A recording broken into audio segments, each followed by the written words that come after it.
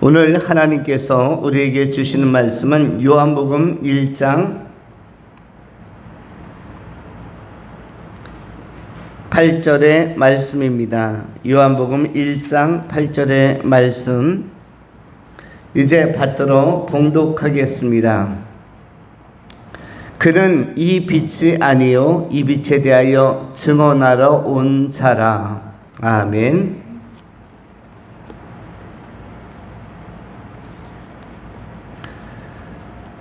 오늘은 요한복음 1장 8절을 통해서 빛과 빛의 스펙트럼이라는 제목으로 하나님의 말씀을 전하겠습니다.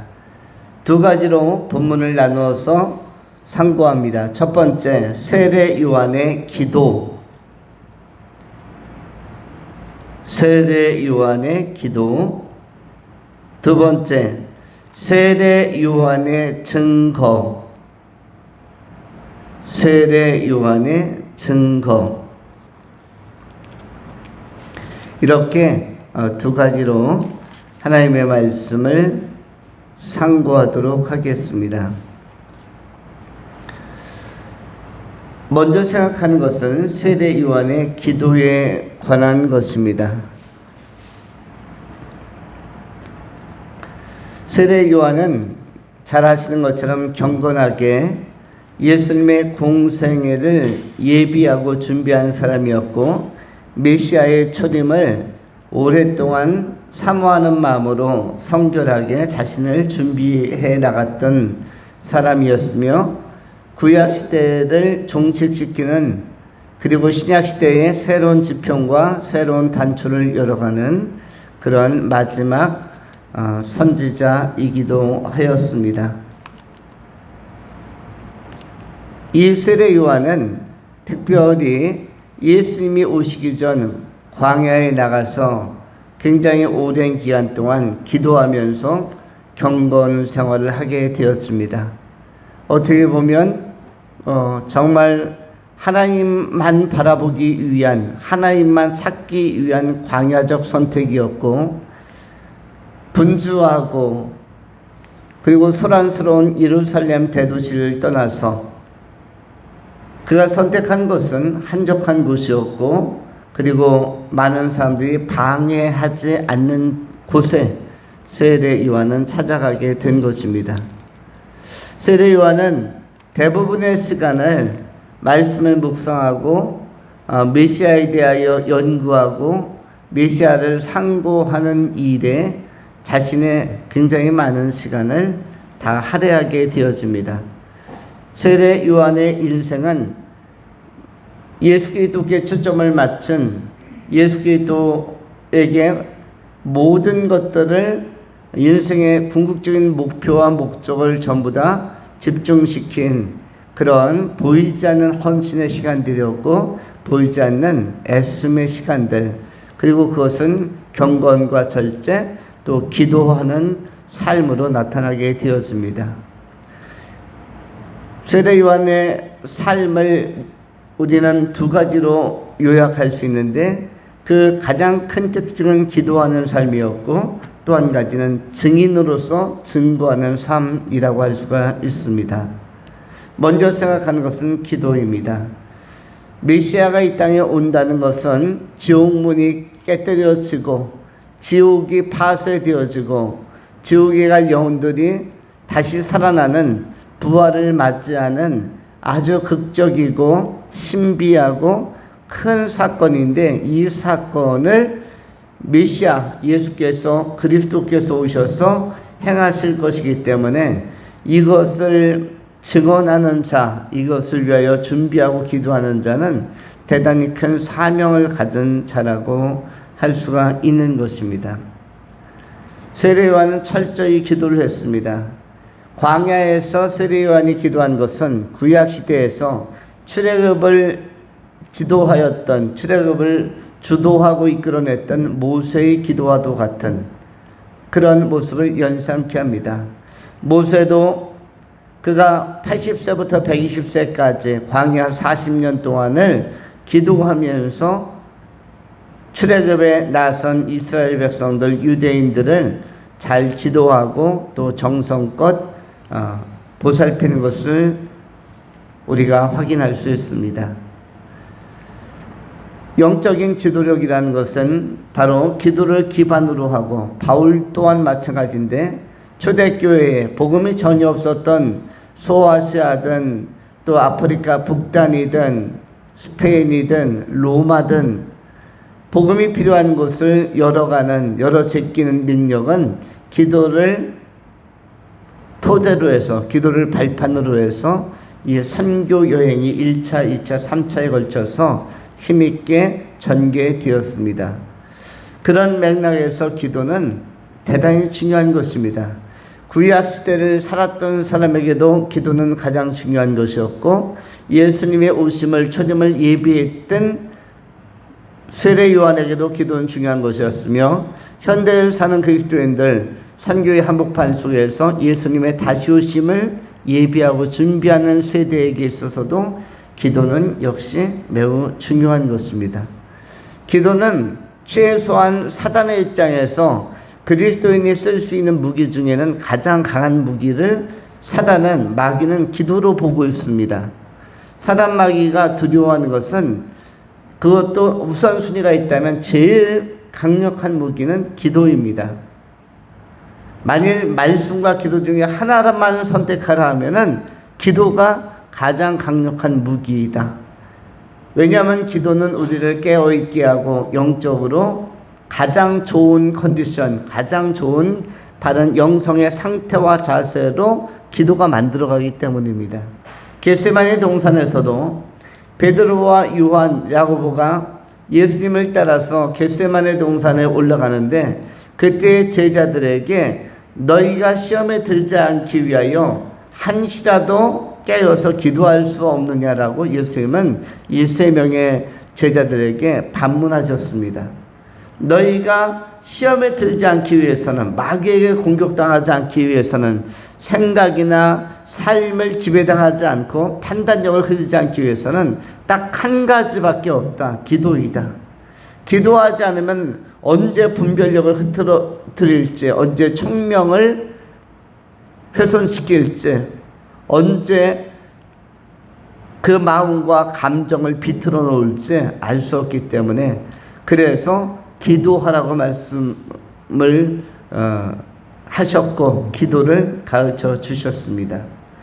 예수님께서 하나하나 모든 것들을 섬세하게 말씀해 주셨는데, 그 중에서 제일 많이 나온 것이 깨어서 기도하라는 말씀이었고, 예수님의 선수 새벽 미명에 조용한 시간에 산에 올라가서 기도하셨고, 또 복음을 전파하고 큰 능력과 이적을 보여준 다음에도, 또는 오병이어의 큰 권세를 행하고 나서도 사람들이 예수님을 찾고 예수님에게 관심을 가질 때쯤이면 예수님은 산에 올라가서 혼자만의 시간을 가졌는데, 혼자만의 시간 동안 묵상하며 또 기도하셨습니다. 때로는 밤이 맞도록, 밤이 깊어지도록 기도하셨고, 때로는 해가 뜨기 전, 그야말로 아직 미명인 때도 수시로 기도하셨습니다.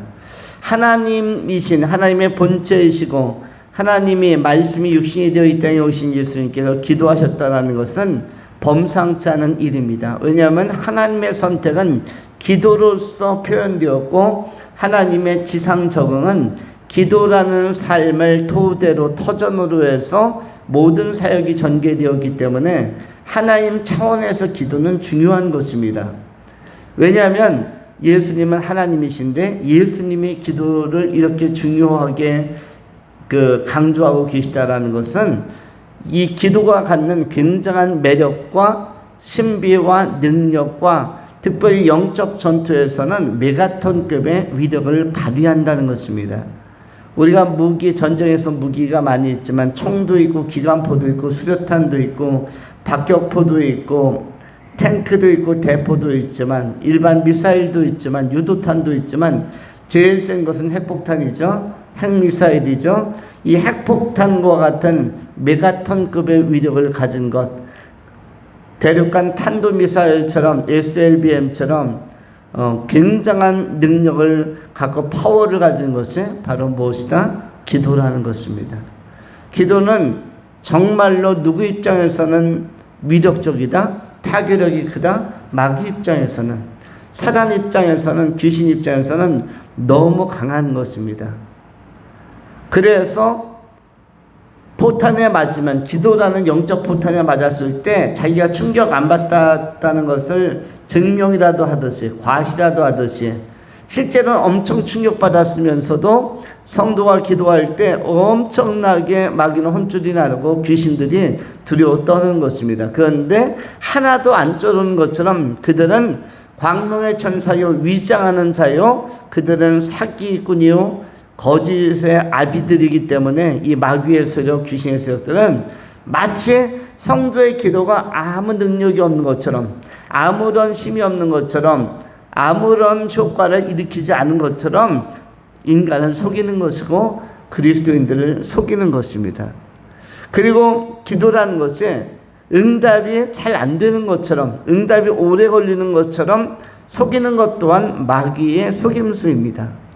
하나님께서는 너희는 내게 부르짖으라, 그리하면 내가 알지 못하는 크고 비밀한 일을 너희에게 보여줄 것이다. 예레미야서 33장 1절 2절에 분명히 약속하고 있습니다. 너희는 부르짖으라, 기도하기만 하라, 그리하면 내가 알지 못하는 크고 비밀한 일을 너희에게 보여줄 것이다, 나타낼 것이다. 분명히 말씀하고 있음에도 불구하고 우리는 하나님의 말씀 쪽을 붙들지 않고 사단이 속인 것 쪽을 우리는 신념으로 받아들이려고 합니다. 기도해도 응답이 없는데, 기도해도 무슨 나아지겠어? 기도해도 무슨 효과가 있겠어라고 우리가 질에 어둠의 영, 더러운 귀신들이 속여놓은 것을, 그 결과물을 신념으로, 고정관념으로, 선입견으로 수용하고 받아들이려고 하는데 더 민첩하기 때문에 사단은 이것을 노리는 것입니다. 그러나 실제적으로 사단은 기도하는 성도들에게 의하여 굉장히 위협을 받고 치명적으로 두려워하는 것입니다. 기도하는 교회 앞에서 두려워하는 것이고, 기도하는 믿음의 종들 앞에서 두려워하는 것입니다. 그래서 예수님께서는 어떤 간질 귀신에 붙들렸던 아이를 놓고 제자들이 쩔쩔매니까 뭐라고 말씀하셨습니까? 기도 이외에는 다른 이유가 나타나지 않는다. 기도 이외에는 다른 방법을 써서 해결되지 않는다라는 것을 선언해 주셨고 가르쳐 주셨습니다. 그렇다면 인생에서 기도로만 풀 수 있는 난제들이 우리에게는 시시각각 다가오고, 반드시 기도로만 풀 수 있는 문제들이 우리 안에 과제로, 미션으로 주어져 있는 것입니다. 그것은 혈과육으로 풀 수 없는 것이며 우연 발생적으로 푸는 것도 아니고 기도로만 풀리는 것입니다. 어떻게 보면 우리 각계에는 기도로만 풀 수 있는 문제들을 다 가지고 있을 것입니다. 누구나 예외 없이 문제 없는 사람은 없는 것처럼 각자가 다 개인적 문제를 가지고 있는데, 이 문제는 뭘로만 풀린다? 기도로만 풀릴 수가 있다라는 사실을 명심해야 할 것입니다. 사무엘상 1장에 나오는 한나의 문제도 역시 기도로 풀린 것이었고, 그리고 굉장히 많은 사람들의 문제가 기도로만 풀리는 경우가 많이 있는 것입니다. 엘리야의 문제도 기도로만 풀리는 문제였고, 엘리야가 850명의 그야말로 갈멜산 상에서 아합을 추종하는 거짓 선지자들과 대결할 때도 이 아합의 수많은 다수의 850대 1로 맞서서 엘리야가 이긴 것은, 승리한 것은 다른 술수나 방법론을 도입한 것이 아니라 오직 기도의 힘으로, 한 조각 구름 조각이 뜨는 것을 보면서 저 구름 조각이 모여서 큰 구름을 이루고, 그리고 시간이 지나서 무거운 구름으로 변화되고 그것이 단비로 내리는 것처럼 엘리야도 기도로 아합을 추종했던, 아합의 하승이었던 그런 거짓 선지자들과 대결해서, 능력 대결해서 승리한 것을 열왕기가 잘 증명하고 설명하고 있습니다. 이와 같이 기도는 중요합니다. 세례 요한도 예수님이 이 땅에 오시는 것은 마귀의 권세를 깨뜨린 것이며 마귀가 그토록 자랑하는 인간을 지옥으로 쓸어 담는, 그리고 인간에게 지옥에서 나오지 못하게 하는 출구를 봉쇄해버린 답이 없었던 인류에게 예수님이 오시면 완전 희망이자, 그리고 새로운 대안이자, 그리고 가장 능력 있는 축복의 역사이기 때문에 예수님의 이 땅에 오심, 십자가 지심과 부활하심, 승천하심, 이 지옥으로부터 천국으로, 그리고 문제로부터 그것을 해결하는 방식으로의 전환, 이 모든 것이 예수님의 오심으로 이루어지기 때문에 이것이 큰 사건이었고, 바로 이것을 위하여 세례 요한도 오랫동안 경건하게 기도하며 기도에 집중하기 위하여 광야로 나간 것입니다. 갈라디아서 2장에는 사도 바울조차도 그가 회심하고 사도행전 7장에서부터 9장까지 회심의 과정을 겪고 나서 그가 그냥 사도로 쓰임받은 게 아니라 아라비아 광야로 나가서 2년 동안 영적인 수행, 영적으로 기도하는 시간을 가졌다라고 기록을 하고 있습니다. 바울도 그냥 쓰임받은 것이 아닙니다. 충분한 기도 생활을 통해서 자신을 정화하고, 회개할 것은 회개하고, 수정할 것은 수정하고, 자기를 충분히 준비하고 연단한 후에 복음의 사역에 접어들었다는 사실을 기억할 필요가 있습니다. 오늘날 사단의 세력을 침노하고 공격해 들어가는 그런 그리스도의 몸으로서 교회가 세워졌는데, 교회 또한 사도행전 1장에서 예수님의 제자들과 또 마리아 120명의 예수 그리스도를 추구하는 사도들과 제자들이 기도에 전혀 힘쓸 때, 열흘간 아주 열심히 기도할 때에 오순절 성령이 역사했고, 그때 교회 공동체가 시작되었음을 알 수가 있습니다. 그 소중한 교회, 우리가 많은 교회론을 이야기하지만 교회론의 효시, 교회론의 기초는 기도로부터 교회가 만들어졌기 때문에 역시 기도가 기반이 되어야 되는 것입니다. 교회는 기도 속에서 피어난 꽃이요, 기도 속에서 나타난 작품이기 때문에 교회는 기도를 기반으로 해서 자리하고 의미를 갖는 것입니다. 오늘 이 시대에 많은 교회들이 약해져 간다는 말은 이 시대의 많은 교회들이 교회를 출발시켰던 기도의 자리를 일찍 포기함으로써 교회 자체가 무너지고 있는 것입니다. 그리스도인도 기도하면서 교회 공동체로서 우리가 개별적인 교회의 성전으로서 의미를 갖는 것인데, 기도하는 것은 그만큼 중요한 것입니다. 오늘날이나 초대교회 때나 기도하는 것은 대단히 중요한 것입니다. 사도행전 16장의 13절에 사도 바울이 2차 선교여행을 떠날 때에 빌립보 지역을 방문하게 됩니다. 그때 빌립보에 이르렀을 때 제일 먼저 사도 바울이 찾은 곳도 역시 기도하는 자리, 기도처였습니다. 성경은 이렇게 기록을 합니다. 사도행전 16장 12절입니다. 거기서 빌립보에 이르니 이는 마게도냐 지방의 첫 성이요 또 로마의 식민지라. 이 성에서 수일을 유하다가 안식일에 우리가 기도할 곳이 있을까 하여 문 밖 강가에 나가 거기 앉아서 모인 여자들에게 말하는데, 두아디라의 시에 있는 자색옷감 장사로서 하나님을 섬기는 루디아라 하는 한 여자가 말을 듣고 있을 때 주께서 그 마음을 열어서 바울의 말을 따르게 하신지라.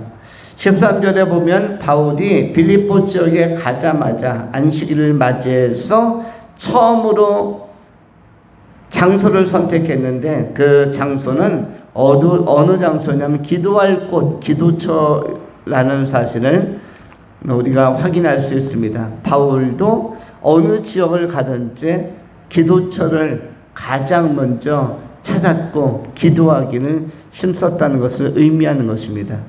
선교의 기초도 역시 기도이고 삶의 기초도 교회의 토대와 모토도 역시 그 집안도 기도인 것입니다. 우리가 미래가 밝아지기를 정말 원한다면 그리고 미래만큼은 사단 마귀와 대결해서 지지 않고 이기겠다라는 결단이 있다면 마귀에게는 당하지 않는다. 귀신들에게는 내가 당하지 않겠다라는 결단이 정말 있다면 우리가 기도하면서 다시 한번 무장하고 나아가야 할 것입니다. 그러할 때 세례 요한은 예수님의 오시는 길을 예비하고 오시는 길 대로를 수축하고 정비해 나간 것처럼 우리는 예수님의 다시 오시는 길을 그러한 재림의 길을 우리는 또한 예비하는 그런 신실한 종들로 쓰임받을 수가 있을 것입니다. 때가 차면은 우리의 기도의 조각조각 과정이 그것이 비록 작은 구름 조각에 불과하지만 때가 차면은 이것이 큰 단비를 내릴 수 있는 큰 구름으로 역사하게 될 것이고 그러한 응답으로 나타날 것입니다. 실제로 우리가 맛있게 식수를 먹고 또 지하수나 농수로도 쓰고 또 호수나 이런 곳에서 멋진 강물도 감상할 수 있고 그야말로 호수에서 백조들이 고니들이 헤엄치는 것도 볼 수 있는 이 아름다움은 바로 작은 구름들이 모여서 만들어낸 환상적인 현상적 결과라고 할 수가 있습니다. 구름 조각이 없었다라면 호수도 없고 전 세계에 가면 아름다운 호수들이 참으로 많습니다. 그런데 그리고 강물도 많습니다. 강물이 아무리 좋아도 호수가 아무리 좋아도 계곡물이 아무리 시원해도 그래도 조각구름이 없었다라면 비라는 것은 내리지 않는 것이죠. 그래서 비가 내림으로 거기에서 걸러내서 정수해서 맛있는 식수, 시원한 물도 마시는 것이고 밥 짓는 물도 거기에서 찾아낼 수 있는 것이고 농사 짓는 농수나 모든 것들이 바로 조각구름에서 나오는 것인데 이와 같이 이런 좋은 결실이 조각구름에서 나왔다는 말은 우리의 삶 속에서 일상적인 매일매일에서 조각기도 과정에서 삶의 과정에서 기도하면서 우리가 살아나가는 것이 정말 하나님께서 기뻐하시는 진정한 경건이자 경건한 자의 마땅한 삶의 방식이라는 사실을 기억해야 할 것입니다. 우리가 기도하는 것 시간을 정해서 또 때를 정해서 또 스스로 결단하면서 기도하기를 힘쓰므로 말미암아 세례 요한의 기도가 초림을 예비하는데 예수님의 처음 이 땅에 오심을 준비하는데 귀하게 작용한 것처럼 예수님의 재림을 또 선교의 그 마지막 그 마침표가 맺어지기까지 우리가 기도하면서 하나님의 구원의 놀라운 사역에 우리가 직접적으로 또는 간접적으로 참여함으로 말미암아 큰 결실과 응답을 체험하는 아름다운 성도님들이 다 될 수 있기를 축원합니다. 두 번째로 세례 요한의 증거에 관한 말씀입니다. 세례 요한은 두 가지를 외쳤죠. 첫 번째는 회개에 대해서 외쳤고 두 번째는 천국에 대해서 사모하는 마음을 환기시켰습니다. 회개하라 천국이 가까워왔느니라. 사람들이 죄에 대해서 매우 둔감해지고 그리고 죄에 대해서 무의식해져 갈 때 죄라는 것이 이 지상에 도대체 존재하는가 그리고 죄라는 것을 어떤 영역의 죄만을 생각할 때 도덕적 죄나 아니면 법전에 나오는 어떤 헌법이나 아니면 여러 가지 소송법에 나오는 형사법, 민사법에 나오는 그런 규정에 위반되는 것만을 죄라고 생각하는 그런 편협한 사람들에게 하나님과의 관계가 나쁜 것이 죄요. 하나님 앞에 바르게 서지 않는 것이 죄요. 하나님 앞에 기도하지 않는 것이 죄라는 사실을 세례 요한이 다시 환기시켜 주는 것입니다. 이것은 회개의 제목이요, 회개의 영역이라고 말씀해 주는 것입니다. 하나님 앞에 기도할 백성들이 기도하지 않는 것도 죄다. 누가 정의한 말씀에 나옵니까? 사무엘이 선언한 내용입니다. 사무엘이 어떻게 말씀했습니까? 기도하기를 쉬는 죄를, 기도하기를 쉬는 일이라고 하지 않았어요. 기도하기를 쉬는 습관을 내가 결탄코 범하지 아니하리라 라고 하지 않았고, 기도하기를 쉬는 죄를이라고 분명히 명시하고 선언합니다. 기도하기를 쉬는 죄를 내가 결단코 내 생에 범하지 않겠다. 그렇다면은 죄는 또 다른 영역, 도덕적 범주가 아니고, 그리고 어떤 법률적인 범주, 헌법이나 민법이나 형법이 규정하는 범주, 국제법이 규정하는 범주나 규범, 이런 영역이 아니라 기도의 영역, 하나님 앞에 예배하는 영역이 또 매우 중요한, 그 기도해야 할 백성들이 기도하지 아니하는 것도 죄라는 사실을 사무엘이 최초로 공개적으로 선언을 하고 있는 것입니다. 우리가 이 시대에 이 사무엘이 기도하지 않는 것을 죄라고 선언한 것처럼, 이런 것들을 우리가 심령에, 마음에 다시 한번 잘 새겨서 우리가 정말로 돌이켜 회개할 영역이 많이 있다는 사실을 기억해야 하는데, 우리의 대부분의 죄는 하나님과의 관계에서 발생하는 죄라고 우리가 간주하면 좋을 것입니다. 우리의 굉장히 많은 죄는 우리가 법규를 많이 위반해서의 죄도 아니요, 또는 우리가 비도덕적이라서 죄인이라는 것도 아니요, 오히려 하나님 앞에 기도하기를 싫은 죄는 너무 수시로 또 상습적으로 범하면서 돌이키지 않을 때, 영적으로 깨우치지 아니할 때, 바울도 로마서 12장 13장을 통해서 이제는 너희가 자다가 깰 때가 되었느니라, 어둠이 다하고 빛이 다가왔다 라고 그렇게 선언을 하고 있습니다. 영적으로 잠잤던 시간들도 있었고 잠잤던 시대도 있었겠거니와 이제는 잠에서 깰 때가 되었다. 영적으로 깨라는 말은 뭐죠? 다시 한번 쉽게 표현하면 기도하라는 것입니다. 그리고 이런 기도의 기반 위에서 우리는 기도하는 것이 회개에 합당한 열매를 맺는 것이고, 또 회개하는 심령에 하나님은 심령에 무엇을 주시죠? 거룩한 빛, 은혜의 빛, 환한 빛, 생명의 빛을 주시는데, 이 빛은 항상 요한복음 1장 1절, 2절, 3절에 나오는 참빛으로 나타납니다. 그 참빛이 무엇입니까? 바로 말씀이라고 오늘 우리가 설교하는 본문으로 선택한 요한복음 1장이 선언하고 있습니다. 다시 읽으면 다음과 같습니다. 태초에 말씀이 계시니라. 이 말씀이 하나님과 함께 계셨으니 이 말씀은 곧 하나님이시니라. 그가 태초에 하나님과 함께 계셨고 만물이 그로 말미암아 지은 바 되었으니 지은 것이 하나도 그가 없이는 된 것이 없느니라. 그 안에 생명이 있었으니 이 생명들은 사람들의 빛이라. 빛이 어둠에 비치되 어둠이 깨닫지 못하더라.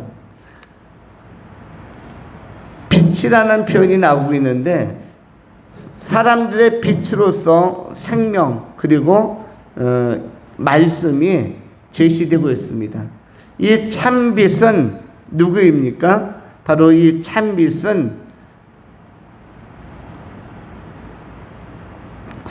요한복음 1장 9절에도 기록된 것처럼 참빛 곧 세상에 와서 각 사람에게 비치는 빛이 있었나니 그가 세상에 계셨으며 세상은 그로 말미암아 지은 바 되었으되 세상이 그를 알지 못하였다 라고 기록하는데, 바로 참빛은 바로 예수 그리스도이시며 예수 그리스도는 요한복음 1장 1절 우리가 지금 펴놓고 있는 말씀에 태초에 말씀으로서 계셨다라고 기록을 합니다.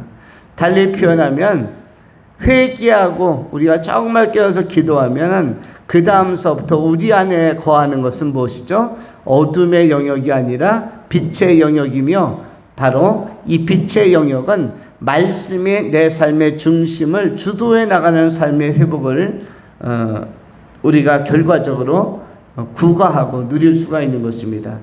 기도하고 또 우리가 성령으로 충만하면, 회개하면 우리의 심령의 삶을 무엇이 비추고 말씀이 비추고 우리의 마음이 환해지면은 그 삶의 표정도 밝아지는 것이며 이른바 성령 충만한 모습으로 삶을 살게 되는 것입니다.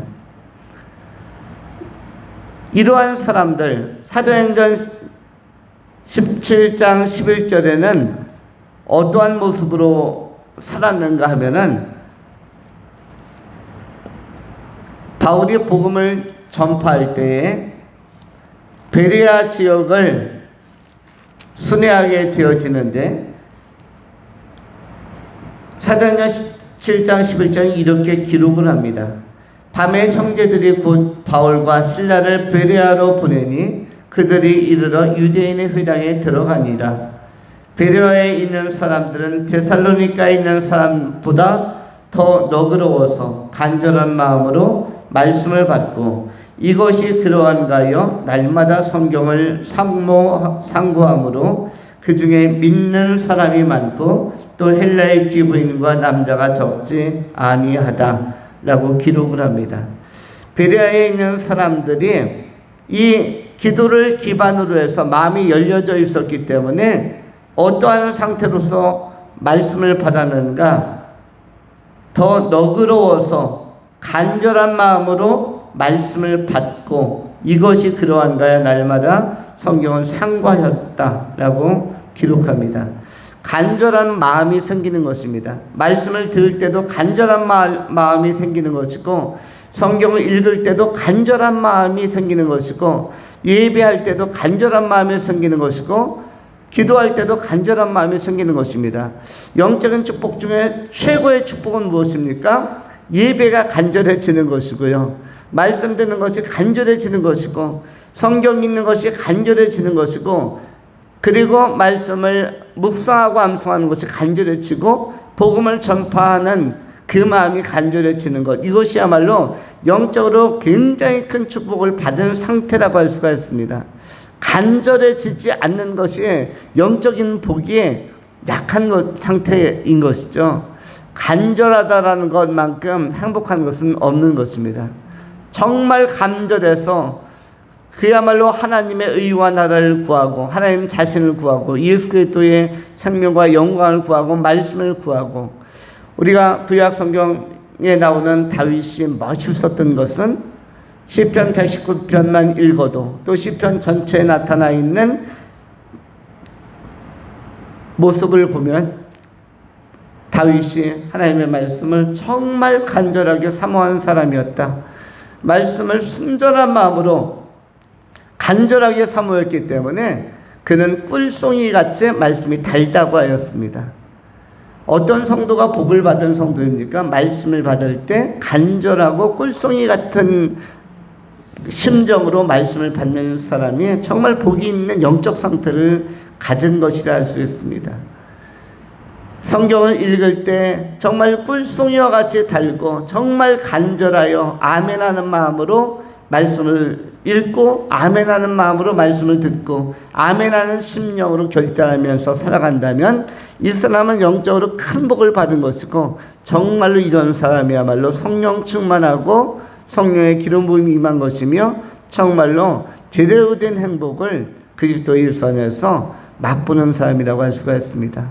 남은 생에 이러한 정말 찬란한 기쁨, 정말 황홀한 기쁨, 환희에 가득한 기쁨, 희열이 넘치는 기쁨을 간절한 마음 가지고 말씀 받을 수 있는 복을 여러분들이 누리면서 살아가는 그런 아름다운 그리스도의 증인들이 다 될 수 있기를 축원합니다. 기도하겠습니다. 거룩하신 하나님, 우리가 세례 요한과 같이 그리스도의 의로운 증인들이 되기를 원하고 기도하면서 예수님의 초림을 예배하였던 세례 요한의 자세가 재림을 맞이하며 재림을 준비해가는 우리의 과정에도 나타나게 하여 주어서 간절한 마음 가지고 주의 말씀 사모하며 기도하면서 영적으로 잘 무장하고 영적으로 잘 세움받는 아름다운 종들이 다 되게 하여 주시옵소서. 우리의 기도 생활이 매우 중요하고 위력이 있고 능력이 있기 때문에 사단 마귀가 속임으로 우리의 기도 생활을 시시한 것처럼 기도가 의미가 없는 것처럼 속이는 줄 우리로 분별하게 하여 주시고 우리의 기도가 이제 다시 시작되게 하시고 기도가 다시 힘과 능력을 얻게 하여 주시고 또 그 가운데서 말씀이 임함으로 말미암아 말씀을 베레아 사람들처럼 간절한 마음으로 받고 마음의 새김으로 말미암아 큰 영적인 양식으로 영적 자산으로 영적 충만으로 가져갈 수 있도록 우리 예비하는 모든 이들을 축복하시고 하나님께서 기억하시고 하나님께서 복을 베푸시기를 구하옵나이다. 남은 생에 세례 요한과 같이 힘있게 예수 그리스도를 증거하고 예수 그리스도의 선한 증인으로 살아가는 여자가 낳은 자 중에 진실로 큰 자로서 예수를 제대로 알고 전파하는 자로서 생애를 헌신해 갈 수 있도록 우리의 삶의 미래를 남은 시간들을 주장하여 주시옵소서. 우리 구주 예수 그리스도 이름으로 축복하며 감사하며 기도하옵나이다. 아멘.